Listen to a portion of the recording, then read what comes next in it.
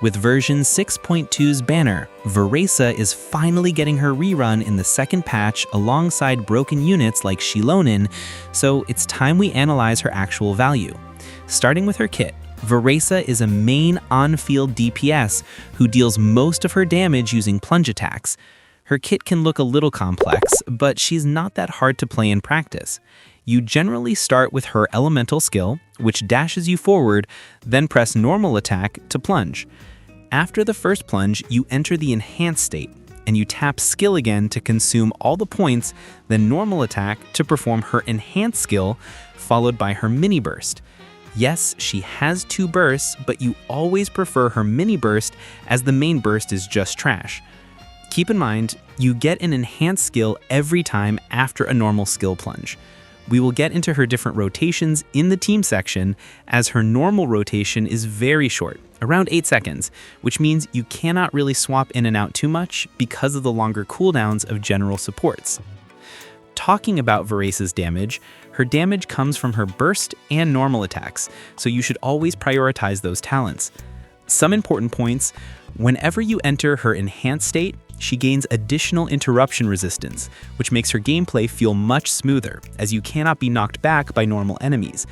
You always want to use her together with another Night Soul character to trigger her massive passive, which grants extra attack. For weapons, apart from the premium options, you can use her with the Widsit or Blackcliff, and it's even better if you have any of the standard 5-star catalysts, as they perform way better. For artifacts, both Obsidian Codex and Long Night Oath are really good, with Long Night Oath being slightly better as it provides close to 100% plunge damage, and you can always overcap crit rate on Obsidian, since Varesa does get crit rate from Ascension. Now, coming to her teams. Currently, she is the strongest Electro DPS and very close to Skirk in DPS numbers. Her best in-slot teams are Overload teams with Yansan and Chevreuse. And the last slot can be either Mavuika or Durin. Her strongest team is with Durin, but Mavuika also works extremely well. San is the best support for free-to-play players because her kit is literally made for Varesa, and you can easily maximize her attack buff thanks to Varesa's constant movement. Buffers like Bennett also work, but since Varesa moves and dashes a lot, she often steps outside Bennett's circle and loses his buff. This is why San is preferred, as she also activates Varesa's passive more often. For her overload rotation, you generally start with Varesa's skill into a plunge to enter her enhanced state, then swap to Chevreuse to trigger overload and activate buffs. After that, swap to San to activate her scroll buffs, then use Mavuika, Durin, or Shangling, and finally return to Varesa for enhanced skill, plunge, mini burst, normal skill, enhanced skill again, and another mini burst. San's buff lasts 12 seconds, allowing only one more enhanced skill before you must rotate back to supports. Since her mini burst costs just 30 energy, keep Varesa around 130 to 140% energy recharge. Running an electro support like Fischl or San helps massively with her energy. Her premium overload team can reach around 120,000 DPS, while her free-to-play version reaches about 100,000 DPS, one of the best F2P teams in the game. Even with C0 Chevreuse and San, she clears nearly all content easily. Apart from Overload, she can also be used with Furina and electro-charged teams with Xianyan and Yansan. If you do not have Xianyan, you can use Jean or the newly added Jahoda, who is the second best option after Xianyan. Here you start with Varesa, skill into plunge, then Furina skill and burst, followed by your Anemo unit to swirl, then Yansan and back to Varesa's combo. Electro-charged teams perform around 100k DPS, which is lower than Overload but still strong. With the introduction of Jahoda and Aino, her team options in electro-charged setups are way better, as unlike Xingqiu and Yelan, who struggle to apply enough Hydro for Varesa, Aino and Jahoda solve it, giving another Hydro option apart from Furina. You can also run a team like Varesa, Mona, Jahoda, and Yansan, as Jahoda can provide enough Hydra application for electro-charged, and Mona's buffs can actually be used properly. You can swap in and out with Varesa as she does not lose her enhanced state immediately, which also results in numerous combo possibilities. Apart from Furina, Jahoda, and Aino, Varesa has no true Hydro support right now, but based on leaks, Columbina is going to be Hydro support, making her another strong option for Varesa. Keep in mind that electro-charged as a reaction scales massively from elemental mastery, so Varesa teams with Aino and Jahoda, who can unlock Ascendant Gleam, can become an insanely strong team option.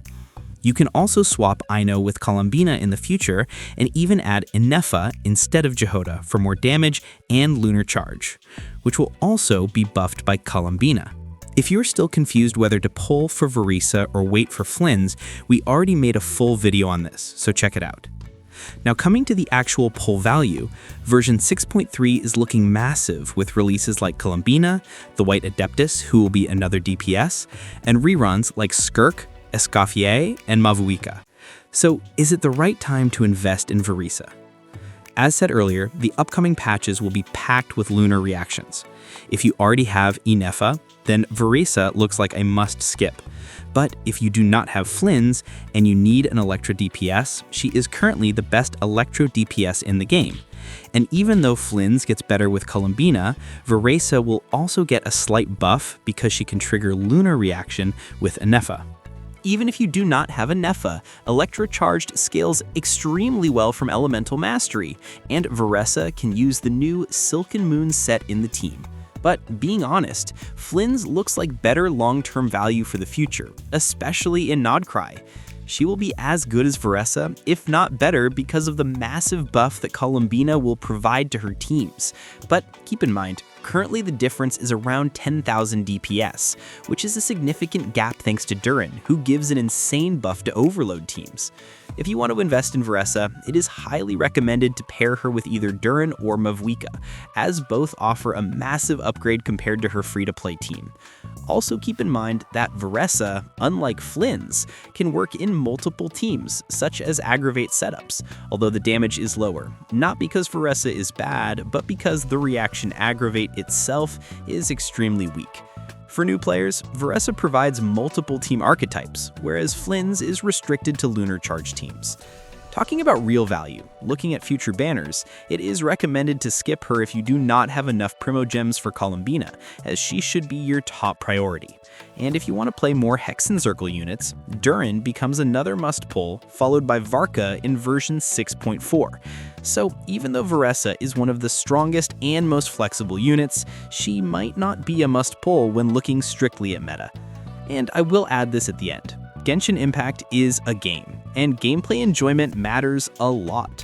Varesa, being one of the few units who uses plunge attacks as her primary source of DPS, is genuinely one of the most fun characters to play. And if you are still confused about whom to pull in version 6.2, check out this video.